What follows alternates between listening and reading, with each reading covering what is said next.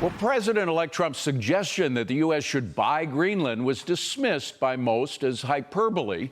But former National Security Advisor Robert O'Brien has doubled down on Trump's suggestion, saying that Denmark should let the U.S. buy Greenland if that country is unable to defend itself and the shipping routes around it. Robert O'Brien joins us now. Robert, I heard you talk about this, and it was just a wonderful idea because everybody was so snooty and just saying, no, that's just Donald Trump and his hyperbole. But there's some real truth to this. I mean, why is Greenland, first of all, such a strategic property in our interests? Well, David, President Trump, people may have dismissed him, but the reality is he's a real geopolitical strategist, and Greenland is part of North America, just like Canada is. It's the pathway to the lower 48 states and also to Alaska.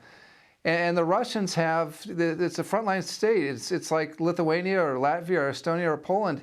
The Russians have 50 icebreakers up there. They've got all kinds of nuclear submarines and planes, and it's right on America's border. And President Trump is saying to Denmark, which is a great ally, and we love the Danes, they're good people and good friends. They were with us in Afghanistan. But he's saying, look, if you don't defend Greenland, which is at America's doorstep, we're not going to put up with the Russians or the Chinese taking it over. And so we're going to have to do it. Now, if we have to defend it, we want to be able to exploit the resources there. We want to take care of the people of Greenland and do it the right way, so just sell it to us. And so Donald Trump, again, it turned out to be 100% right on this. But could it become, I mean, let's just extend this a little further. Could it become a drain on the United States? I mean, it might take some taking care of. I know that there are untapped minerals and perhaps oil there, et cetera, but could it end up being a drag on the U.S. economy if we actually did it?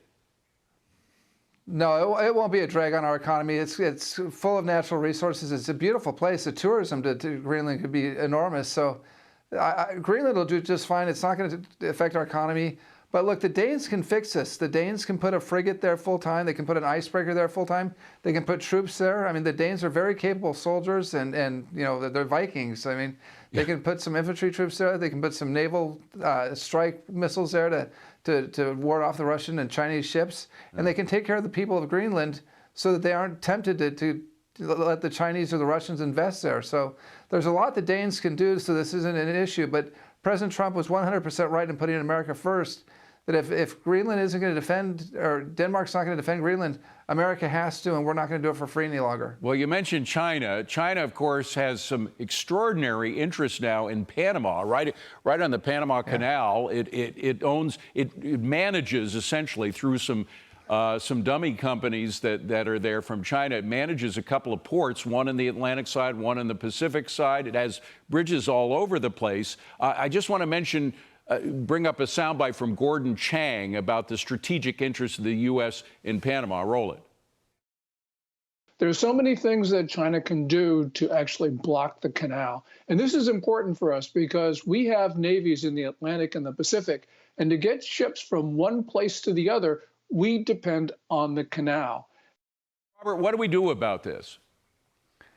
Well, Gordon's 100% right, and this is a huge issue. The Panama Canal was built by America. Panama gained its independence because America supported it and gave it its liberty. The canal was in the American sector, the American zone in Panama. And look, that's how, after the Japanese destroyed our fleet at Pearl Harbor, we were able to move ships from the Atlantic to the Pacific and retake the Pacific Islands and win the war in the Pacific. And it cuts weeks off the travel time. Right now, it's amazing, David. We've let the Chinese get a port on each side of the canal. They could shut the canal down tomorrow, and even if they don't shut it down, the espionage that can be run from these Chinese companies is just staggering. And keep in mind, there is no such thing as a private company in China. Every company under the Chinese national security law is required to report to the government of China, the Communist Party of China, and to be an instrument of the Communist Party of China. So right now, the Communist Chinese run the canal. The canal treaty, which we generously gave the canal back to the Panamanians, which a lot of people, including Ronald Reagan, were opposed to. Jimmy Carter did it.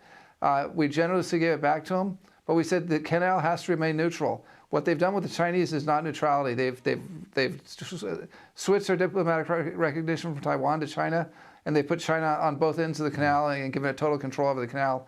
That just can't stand. Well, you said earlier that we let them do it. We didn't let them do it. The Biden administration did, and now we know, have exact details of the relationship between Vice President Joe Biden and some of the business partners of Hunter Biden. We got those extraordinary pictures from America First Legal that came out this week that exposed that, and it leads some people to wonder about Angola. Why the heck, earlier this month, these are the pictures from China. The meeting there is between Hunter Biden and President Xi himself. But why did Biden go down to Angola and give the Angolan government, which has been controlled by one party, a Marxist, corrupt Marxist party since 1974, why give them $600 million for some crazy railway project? In light of what happened in China, a lot of people are suspicious. You know, I watch this and I think of the hardworking people of this country, of truck drivers and people working in the stores and people working a second shift at a fast food restaurant. And we're taking their money out of their pockets with our high taxes and sending it to Angola, where there is a corrupt one-party state where the leader of Angola is worth billions of dollars.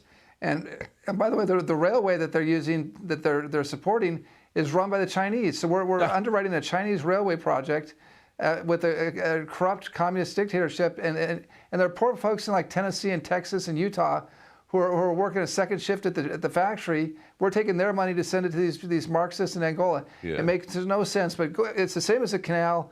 President Trump has been 100% right on this. He sees the geopolitics of the whole world. He sees where America is getting ripped off by either in the canal or Angola, and where we need to bolster our defenses. Where even with our friends in Denmark aren't doing what they need to do. And he's calling people on it and saying this isn't going to happen. Yeah. Come January 20th, we're putting America first, and we're going to put the security and safety of the American people and the American homeland.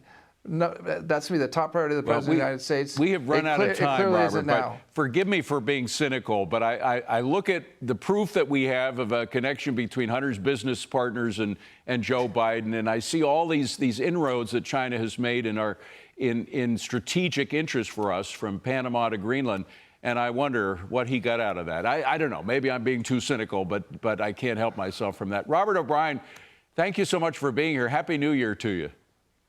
Happy New Year, David. Thanks for having me. Let's hope for better times to come.